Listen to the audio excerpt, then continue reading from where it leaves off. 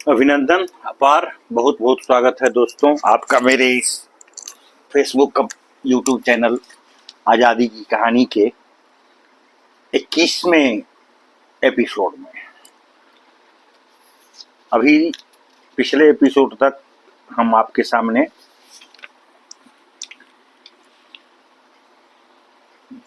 बिहार के अंदर उग्रवादी आतंकवादी क्रांतिकारियों की गतिविधियों और उनकी भूमिका के संबंध में बता रहा था। उसी क्रम को आगे बढ़ाते हुए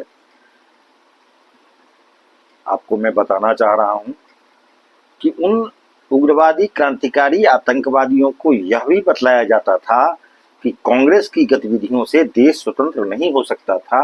यदि देश को जल्द से जल्द स्वतंत्र कराना था तो अंग्रेजों को यहाँ से भगाना आवश्यक था। इसके लिए सबसे उपयोगी एवं उपयुक्त साधन था उग्रवादी आतंकवादी गतिविधियों का क्रियान्वयन।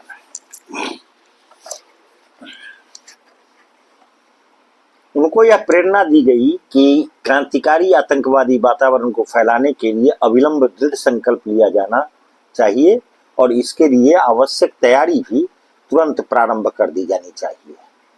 समिति ने अपने सदस्यों के लिए कतिपय आवश्यक नियम भी निर्धारित किए और उनका अनुपालन अनिवार्य माना गया।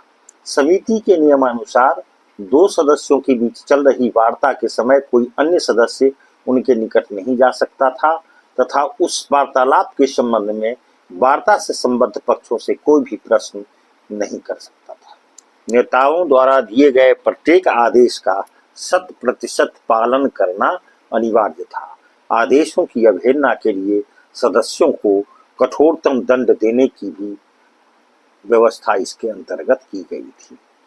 कुछ ही दिनों के अंदर समिति और अनेक सदस्य बनाने में सफल रही।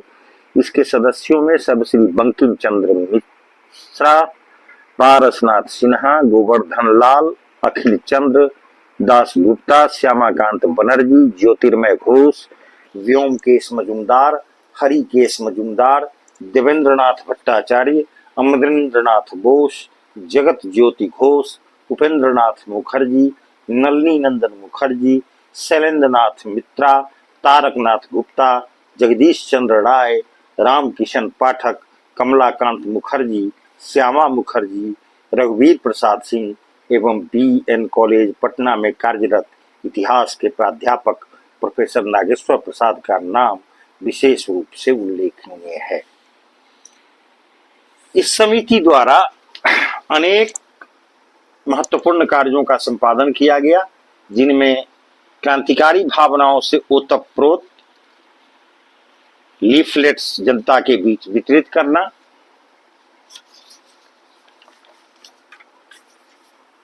युवकों को आतंकवादी गतिविधियों में योगदान हेतु प्रेरित करना और सैनिकों, भारतीय मूल के अंग्रेजी सेना में कार्यरत सिपाहियों को विद्रोह के लिए प्रेरित करना आदि उल्लेखनीय है। समिति के सदस्यों ने युगांतर से संबद्ध लिबर्टी नामक लीफलेट्स के अनेक पर्चे वायसराय की बांकीपुर यात्रा के दौरान नवंबर 1913 में बिहार स्कूल ऑफ इंजीनियरिंग की दीवालों पर चिपका दिए थे, जिसके कारण ब्रिटिश प्रशासकों के बीच खलबली मच गई थी। इसकी प्रतिक्रिया में 13 फरवरी 1914 को बंकिम चंद्र मिश्र और उनके एक सहयोगी नेशनल कॉलेज के छात्र अभील चंद्र दास गुप्त के मकान की तलाशी ली गई, जहां से पुलिस ने उपर्युक्त क्रांतिकारी को भावना फैलाने वाले पर्चे, साहित्य और समिति के सदस्यों की सूची बरामद की गई। बंकिम चंद्र मित्र और अखिल चंद्र ने टीवी के घोष एकेडमी के एक छात्र रघुवीर सिंह में देश प्रेम की भावना भर दी और वह भी समिति का एक सक्रिय सदस्य बन गया। रघुवीर सिंह ने अनेक अवसरों पर लिबर्टी लीफलेट्स बांटने का काम किया था। बाद में समिति ने रघुवीर सिंह को सैनिकों की निष्ठा भंग करने के उद्देश्य से इलाहाबाद भेजा गया। वहां रघुवीर ने सैनिकों को क्रांतिकारी गतिविधियों के प्रति प्रेरित करने का प्रयास किया। उनके बीच लिबर्टी नामक पर्चे की प्रतियां वितरित की गईं। फलतः वह वहीं गिरफ्तार कर लिया गया। उस पर मुकदमा चलाकर उसे 2 वर्ष के सश्रम कारावास की सजा दी गई। संभवतः इस तरह के अपराध में सजा पाने वाला रघुवीर सिंह पहला बिहारी था। रघुवीर सिंह को दी गई सजा का प्रतिकूल प्रभाव बिहार के उग्रवादी क्रांतिकारियों पर नहीं पड़ा। उनका क्षोभ एवं रोष अंग्रेजों के प्रति और भी बढ़ गया। लिबर्टी नामक पर्चा बिहार के अन्य क्रांतिकारियों ने पटना, शाहाबाद, गया, हजारीबाग, रांची, देवघर, कटिहार, सारण, मुजफ्फरपुर, समस्तीपुर इत्यादि स्थानों में भी वितरित किया। इसका व्यापक प्रभाव बिहार के शिक्षित बेरोजगार युवकों पर पड़ा। क्रांतिकारियों के इन कार्यों का विरोध न केवल अंग्रेज प्रशासन द्वारा किया गया, बल्कि अंग्रेज समर्थक भूस्वामियों एवं सामंतों ने भी विरोधी रुख अपनाया। बंगाल एवं पंजाब के समान बिहार के उग्रवादी क्रांतिकारी युवक, श्रमिक एवं कृषक आदि भी गुप्त समितियों एवं क्रांतिकारी समितियों की उपयोगिता पर विश्वास करते थे। इन समितियों के माध्यम से वे क्रांतिकारी गतिविधियों एवं कार्यक्रमों को प्रचारित प्रसारित करना चाहते थे। परिणाम स्वरूप बिहार में भी अनुशीलन समिति की स्थापना की गई। बंगाल में सक्रिय ढाका अनुशीलन समिति के नेताओं ने बिहार के युवकों को क्रांतिकारी आतंकवादी गतिविधियों के प्रति प्रेरित करने एवं क्रूर ब्रिटिश पदाधिकारियों की हत्या के उद्देश्य से अपने एक प्रमुख सदस्य रेवती नाग को भागलपुर भेजा, ताकि वह भागलपुर एवं बिहार के अन्य स्थानों के युवकों में क्रांतिकारी भावना का प्रचार प्रसार कर सके। वस्तुतः रेवती नाग ने अपनी जिम्मेदारी अत्यंत कुशलतापूर्वक निभाई। उसने बिहार में उग्रवादी क्रांति के लिए युवकों, विशेष रूप से छात्रों को उत्प्रेरित किया। भागलपुर एवं बिहार के अन्य हिस्सों में लिबर्टी लीफलेट्स की प्रतियां वितरित की गईं। सभी प्रति छात्रों से रेवती नाग ने गुप्त रूप से गंगा के किनारे संपर्क किया और उनके मस्तिष्क में क्रांतिकारी विचारों को स्थापित करने का महत्वपूर्ण कार्य संपन्न किया। पुलिस ने इस समिति की गतिविधियों के संबंध में सूचना प्राप्त करने हेतु अपने कुछ मुखबिर इस समिति से संबद्ध कर रखे थे। ऐसे ही एक मुखबिर तेज नारायण ने अपने एक बयान में स्वीकार किया कि क्रांतिकारी रेवती युवकों को मातृभूमि की दुर्दशा की कहानियां बड़े मार्मिक ढंग से सुनाया करता था। रेवती नाग बिहार के युवकों एवं छात्रों को बंगाल के क्रांतिकारियों से शिक्षा ग्रहण करने और बंगाल से भी सशक्त आतंकवादी गतिविधियां संचालित करने की प्रेरणा देता था। वह निरंतर बिहार के युवकों से यह अपील किया करता था कि उनको मातृभूमि की आजादी के लिए अपना सर्वस्व न्यौछावर करने हेतु सदैव तत्पर रहना चाहिए। वह बिहार के क्रांतिकारियों को यह विश्वास दिलाने की निरंतर चेष्टा करता था कि बंगाल के क्रांतिकारी व्यक्तिगत लाभ के लिए डकैती नहीं डालते, बल्कि अपने दल के उद्देश्य को पूर्ण करने हेतु ही डकैती डालते थे तथा इससे उपलब्ध धनराशि का प्रयोग केवल दल की गतिविधियों के संचालन हेतु ही करते थे। रेवती यहाँ के उग्रवादियों एवं युवकों को डकैतियों, तलाशियों तथा राजनीतिक मुकदमों के विषय में प्रकाशित सामग्रियां पढ़ने की सलाह देता था। वस्तुतः वह बिहार के युवकों एवं छात्रों को उन्हीं कार्यों को करने के लिए प्रेरित करता जो बंगाल के उग्रवादी क्रांतिकारियों द्वारा किया जा रहा था। वह यह भी कहा करता था कि बंगाल के क्रांतिकारियों के लिए संभव नहीं है कि वे बिहार में आकर उग्रवादी गतिविधियों का संचालन कर सके। वे केवल इतना ही कर सकते हैं कि यहाँ पर आकर क्रांतिकारी गतिविधियों का सूत्रपात कर दे तथा लोगों को इन गतिविधियों के संचालन हेतु आवश्यक प्रशिक्षण प्रदान करें। रेवती व्यक्तिगत रूप से युवकों एवं छात्रों से संपर्क कर उन्हें गुप्त रूप से क्रांतिकारी गतिविधियों में सक्रिय योगदान देने हेतु उत्प्रेरित करता था तथा उन्हें पुलिस के मुखबिरों से सदैव सतर्क रहने की सलाह देता था। यह रेवती नाग के अथक प्रयत्नों का ही प्रतिफल था कि अनेक स्थानीय छात्र एवं युवक इस समिति के कार्यों में सक्रिय रूप से भाग लेने लगे। इस समिति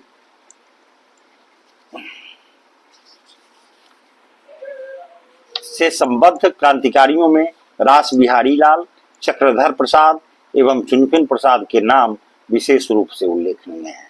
रास बिहारी और चक्रधर प्रसाद मार्च 1917 में गिरफ्तार कर लिए गए, जबकि चुनचुन प्रसाद 26 जुलाई 1917 को गिरफ्तार हुआ।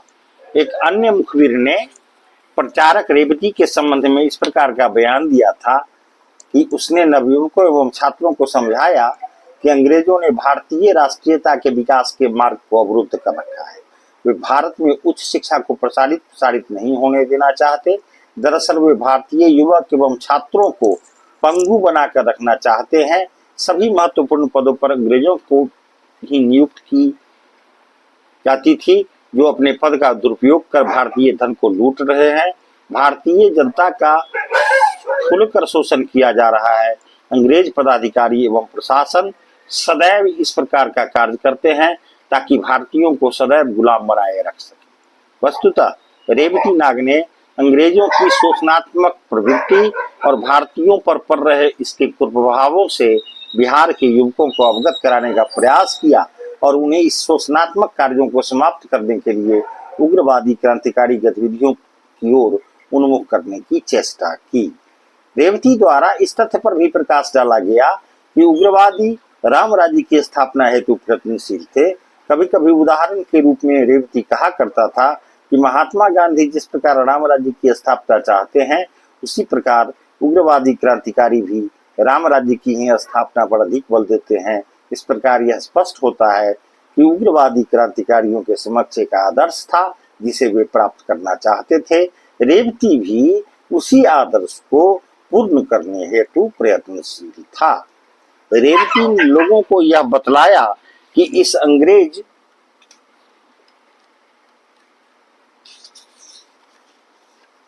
कौम को देश से भगा देना ही लाभदायक होगा ताकि भारत की जनता चैन की सांस ले सके। संक्षेप में वह युवकों एवं छात्रों को कहा करता था कि हमें ऐसी राज्य पद्धति एवं प्रशासन तंत्र की स्थापना करनी चाहिए जिसमें न तो दुर्भिक्ष हो, न शोक हो और न ही पाप हो।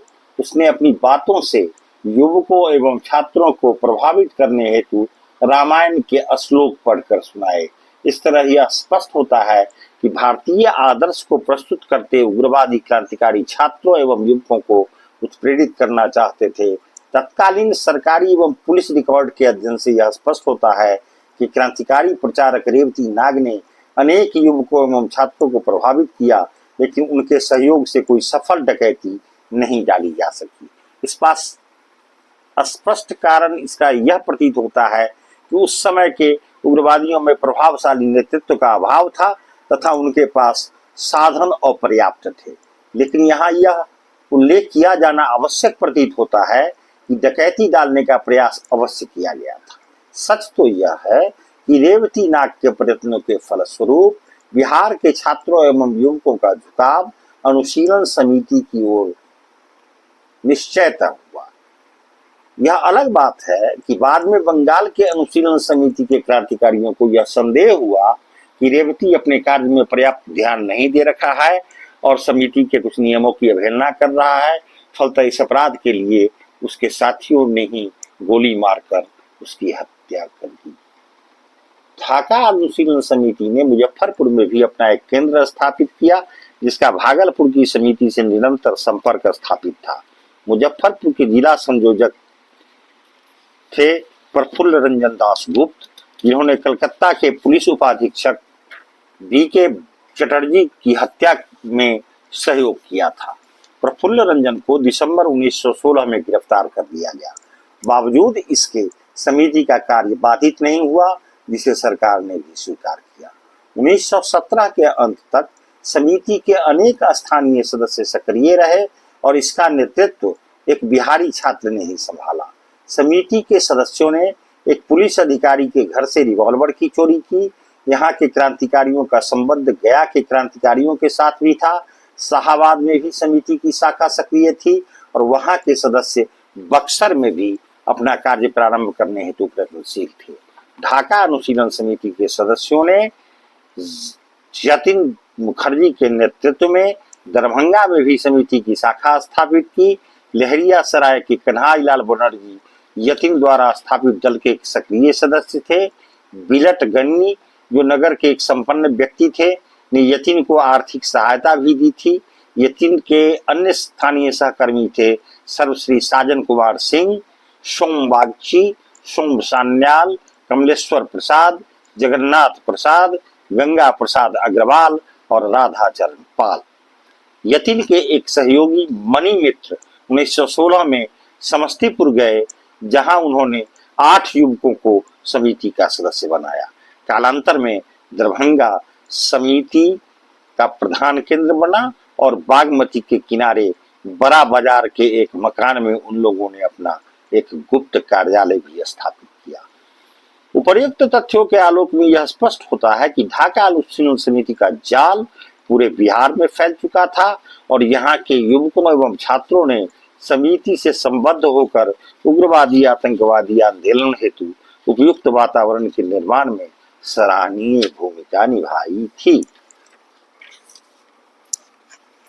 बिहार एवं उड़ीसा की मिट्टी को ही एकमात्र ऐसा सुअवसर प्राप्त है कि उसने सर्वप्रथम अल्प मात्रा में शस्त्रों से सज्जित क्रांतिकारियों एवं शक्तिशाली अंग्रेजों को अत्याधुनिक अस्त्रों से सज्जित सिपाहियों के बीच सशस्त्र संग्राम का दृश्य अपनी आंखों से देखा। बिहार एवं बंगाल के उन क्रांतिकारियों का जो बिहार में क्रांतिकारी गतिविधियों को संचालित करते थे प्रभाव उड़ीसा पर भी पड़ा। उस समय उड़ीसा बिहार का एक अभिन्न अंग था। यद्यपि उड़ीसा में क्रांतिकारी दल अत्यधिक सक्रिय नहीं था, तथापि वहां कतिपय महत्वपूर्ण क्रांतिकारी गतिविधियों के संचालन किए जाने के प्रमाण उपलब्ध हैं। उड़ीसा एवं बंगाल की भाषा में कुछ समानता होने के बावजूद उड़िया भाषी जनता में उग्रवादी गतिविधियों के प्रति विशेष अभिरुचि परिलक्षित नहीं होना निश्चयतः आश्चर्य का विषय है। फिर भी बालासोर की सशस्त्र क्रांति का भारतीय क्रांतिकारियों के इतिहास में सदैव अविस्मरणीय स्थान बना रहेगा। वस्तुतः यह पूर्वाभास था उन सशस्त्र प्रतिरोधों का जो क्रांतिकारियों ने कालांतर में ब्रिटिश प्रशासकों के सामने आकर किए। आजाद के चलते अल्फ्रेड पार्क, चटगांव के नायकों के चलते जलालाबाद, जगदीश के कारण लाहौर का शालीमार बाग एवं भारत के अन्य बहुत से हिस्से जिस कारण इतिहास में अमर हो गए, उसी प्रकार बालासोर के बुढ़ियावालान का किनारा भी भारत के इतिहास में सदैव अमर रहेगा। तत्कालीन उड़ीसा में कुछ वीर क्रांतिकारी यथा यतीन्द्र मुखर्जी, मनोरंजन, चित्तप्रिय, नरेंद्र, ज्योतिष आदि नदी के किनारे को बसे एक गांव में रहते थे। उग्रवादी आतंकवादी क्रांति में गहरी आस्था रखने वाले इन युवक क्रांतिकारियों ने अपने गर्म शोणित से जो अक्षर क्रांतिकारी इतिहास में अंकित किए उसे कोई नहीं मिटा सकता। अपने आतंकवादी कारनामों से उन्होंने अंग्रेज पदाधिकारियों के दिल में दहशत उत्पन्न कर दिया था।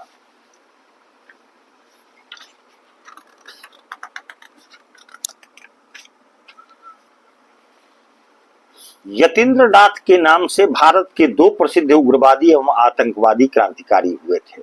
एक साम्राज्यवाद की गोलियों का शिकार हो वीरगति को प्राप्त हुआ, तो दूसरे ने भूख से तरप तरप कर ब्रिटिश साम्राज्यवाद के विरुद्ध तिल तिल कर अपने आप को कुर्बान कर दिया। साम्राज्यवाद की गोलियों का शिकार बनने वाले यतीन्द्र ने बिहार के नवयुवकों एवं शिक्षित बेरोजगार युवकों को अपने क्रांतिकारी विचारों एवं गतिविधियों से बेहद प्रभावित किया था। इस यतीन्द्र का जन्म बंगाल के नदिया जिले के कालाग्राम नामक गांव में 1878 ईस्वी में हुआ था। अल्पावस्था में ही पितृहीन हो जाने के कारण उनका पालन पोषण उनकी मां ने ही किया। यद्यपि खेल कूद में बचपन से ही वे बेहद अभिरुचि रखते थे, तथापि वे एक मेधावी छात्र भी थे। परंतु आर्थिक रूप से विपन्न होने के कारण वे किसी प्रकार एफए तक ही शिक्षोपार्जन कर पाए। ऐसा विश्वास किया जाता है कि कुश्ती, व्यायाम, घुड़सवारी आदि उनके मनपसंद दैनिक कार्य थे। एक बार साइकिल पर चढ़कर 70-75 मीलों की दूरी वे बिना किसी थकावट के पूरी कर लेते थे। उनमें सारी सारी रात घुड़सवारी करने की क्षमता थी। वे साहस एवं निर्भीकता के ज्वलंत प्रतीक थे।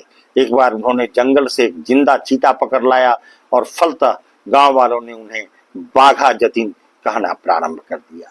लोगों का विचार है कि यतीन्द्र मुखर्जी में वे सभी योग्यताएं मौजूद थी जो एक जनरल के से अपेक्षा की जाती थी। भाग्य की विडंबना यह थी कि उनका जन्म एक गुलाम देश में हुआ और उनके परिवार की आर्थिक स्थिति अत्यंत दयनीय थी। आज के इस एपिसोड में बस इतना ही। अगले एपिसोड में शेष कहानी आपके सामने प्रस्तुत करूंगा। बने रहने के लिए बहुत बहुत धन्यवाद।